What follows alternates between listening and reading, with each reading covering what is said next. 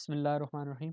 अच्छा जी, हम smart art की बात कर रहे थे कि अगर आपने फॉर एग्ज़ाम्पल इमेजेस के थ्रू या कुछ फिगर्स के थ्रू आपने क्या कहते हैं इंफॉर्मेशन देनी है, तो उसके लिए आपको डिफरेंट टाइप की एक तरह से आपको फिगर्स चाहिए होती हैं या जहाँ पे आप अपना अपनी इंफॉर्मेशन दे सकें।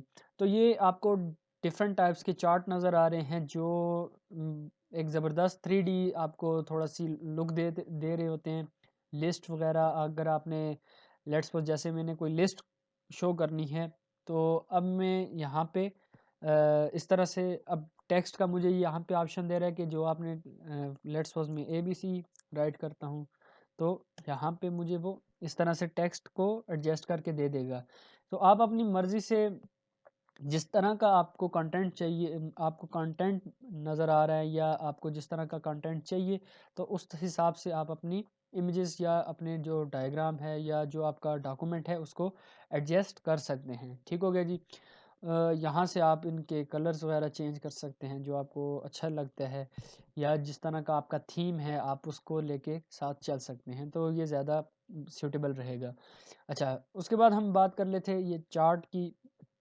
चार्ट बेसिकली आपके क्या कहते हैं एक बहुत फॉर एग्जांपल कोई इस तरह की का डेटा आप फॉर एग्जांपल उठा के लेके आते हैं जिसके ऊपर आपने एनालिसिस करना है, तो वहाँ पे आपको ये चार्ट्स बहुत ज़्यादा रिक्वायर्ड होते हैं। ठीक है जी। तो अक्सर इश्यूज आते रहते हैं कि जी चार्ट है स्टूडेंट्स जो है सही तरह से वो ड्रा नहीं कर पाते। तो अगर एक दो दफ़ा आप इसको ट्राई किया करें ज़रूर, ताकि आपको आसानी के साथ समझ आए कि ये बेसिकली जो चार्ट के अंदर आपके पास ऑप्शन डिफरेंट आ रही हैं वो क्या है, वो कौन कौन सी हैं और उनका पर्पस क्या है। ठीक है जी। जब आपको ये चीज़ समझ आ जाएगी तो आपको यहाँ पे चार्ट का जो आइकन है उसको यूज़ करने में आसानी होगी। अब यहाँ पे बात कर लेते हैं चार्ट्स की, तो डिफरेंट टाइप्स के चार्ट हैं। लाइन चार्ट है, पाई चार्ट है, बार चार्ट है। जिस तरह का आपका डेटा है, जैसे आपने उसको प्रेजेंट करना है उस तरह का आप डेटा उठा सकते हैं। अब पाई चार्ट के थ्रू में लेट्स सपोज कोई डेटा या लेट्स सपोज मैं शो करना चाह रहा हूँ, तो मैं पाई चार्ट को सिलेक्ट करूँगा और ओके कर दूँगा। उसके बाद यहाँ पे जिस तरह का मेरा डेटा होगा उससे रिलेटेड मैं इंफॉर्मेशन अब देखिए यहाँ पे इसे क्लोज कर देते हैं। एक टेबल सा उसने एक क्या कहते हैं पावर पॉइंट जो आपकी एक्सेल शीट है वहाँ एक एक्सेल शीट उसने बना दी है। इस एक्सेल शीट के ऊपर आपने बेसिकली अपने रोज़ और कॉलम्स को एडजस्ट करना है, वैल्यूज़ को एडजस्ट करना है जिस तरह की आपको वैल्यूज़ चाहिए। फर्स्ट क्वार्टर है जहाँ जैसे अभी यहाँ पे वो 8.2% दिखा रहा है, तो मैं इसको थोड़ा सा चेंज करते हैं, 9 कर देते हैं। इसको भी 8 कुछ वैल्यूज़ को चेंज करते हैं ताकि आपको समझ आ जाए। अब ये ज़ीरो नहीं करते, इसको 02 कर देते हैं। ठीक हो गया जी। अभी ये देखें जैसे-जैसे मैं चार्ट को मैंने चेंज किया तो उस तरह से क्या कहते हैं मेरे जो पूरा पाई चार्ट है वो भी चेंज हो रहा था। अब डिज़ाइन के अंदर यहाँ पे आपके पास ये डिफरेंट ऑप्शंस आ रही हैं जो जिस तरह का आपको स्टाइल चाहिए क्या कहते हैं उस तरह के आप अपनी जो जो भी डिज़ाइन आपको चाहिए या जिस तरह का आप स्टाइल चाहते हैं उस तरह से आप अपने इस ग्राफ को शो कर सकते हैं। उसके बाद बात कर लेते हैं एड्स। बेसिकली आपके स्टोर्स या इस तरह से ऑनलाइन आपने अगर कोई ऐड वगैरह लगाने हैं तो ये एड्स इंसर्ट के थ्रू आप इसको ऐड लगा सकते हैं। नेक्स्ट है आपके पास लिंक, हाइपर लिंक्स और एक्शन किस तरह का होना चाहिए। हाइपर लिंक बेसिकली क्या है कि जब कोई भी शख्स आपके डॉक्यूमेंट को रीड कर रहा है तो रीडिंग करते करते आपके पास एक ऐसा वर्ड आ गया जिसे आप मज़ीद एक्सप्लेन करना चाह रहे हैं, तो उसके ऊपर आप क्या कहते हैं कि जी कोई लिंक वगैरह डाल देते हैं कि ताकि जब कोई भी पर्सन एनी पर्सन उसको क्लिक करे तो उस इंफॉर्मेशन के ऊपर चला जाए। तो उसके लिए आपको अलग से एक क्या कहते हैं डेटा रखना पड़ेगा और उस डेटा का जो लिंक है वो आपने इस हाइपर लिंक के थ्रू आपने यहाँ पे ऐड करना है। जैसे फॉर एग्जांपल ये डॉग है, मैं चाहता हूँ इससे रिलेटेड कोई इन्फॉर्मेशन हो, तो अगर कोई इसको स्टडी करना चाहता है, मेन इस कंटेंट से रिलेटेड उसकी स्टडी नहीं होनी चाहिए, अलग से इसकी स्टडी है, तो मैं यहाँ से क्या करूँगा कि हाइपरलिंक को यूज़ करूँगा। जब आप हाइपरलिंक को यूज़ करेंगे तो यहाँ पे वो आपको डिफरेंट ऑप्शंस देगा।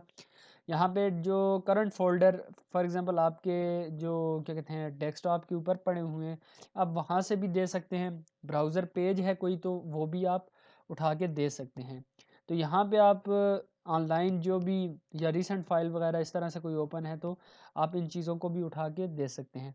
सिंपली आपने यहाँ पे ये जो एड्रेस है इसके ऊपर अपना जो भी लिंक है वो पेस्ट करें तो ऑटोमेटिकली जब भी अब हम एक लिंक इसके ऊपर पेस्ट करके मैं आपको शो करता हूँ कि वो बेसिकली करेगा क्या। ठीक है जी।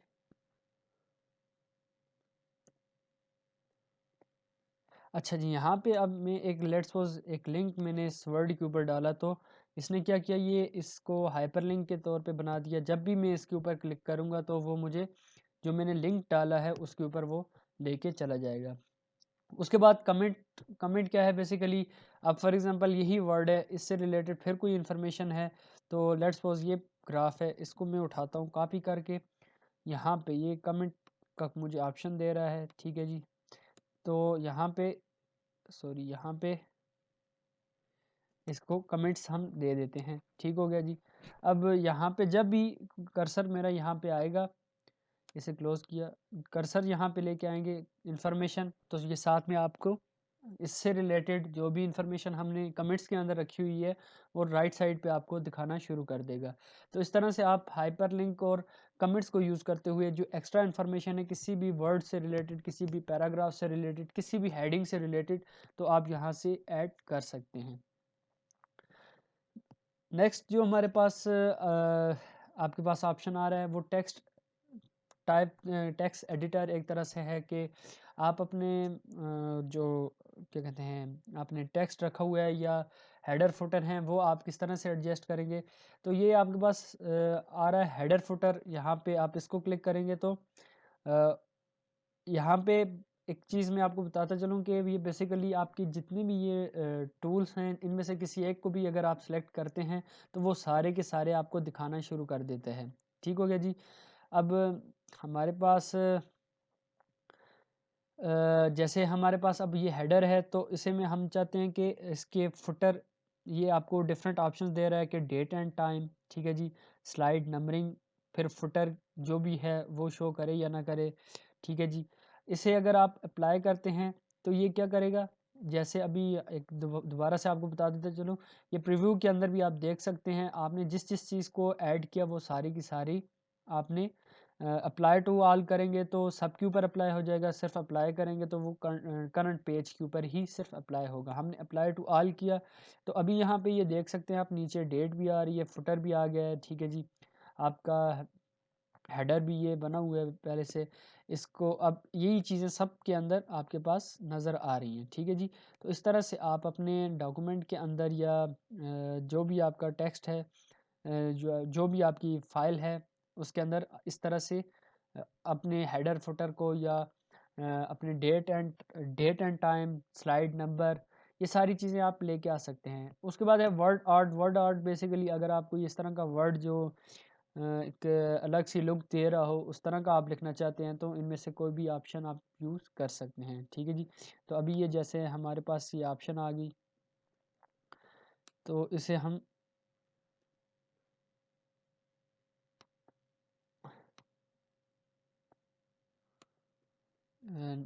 इस पेज के ऊपर लेके आते हैं, इंसर्ट करते हैं वर्ड और लेट्स सपोज ये आ गया।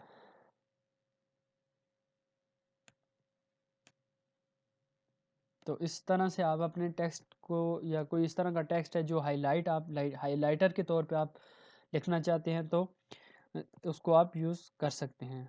ठीक है। ये एक ज़बरदस्त क्या कहते हैं डिज़ाइन है, इसे आप अपनी मर्ज़ी से जहाँ पे आप यूज़ करना चाहते हैं इसे यूज़ कर सकते हैं। उसके बाद बारी आ जाती है इक्वेशंस की, सिंबल्स की। तो इक्वेशन में बेसिकली फिज़िक्स से रिलेटेड या क्या कहते हैं मैथ से रिलेटेड या केमिकल जो भी रिएक्शन या इस तरह की कोई भी चीज़ें हैं तो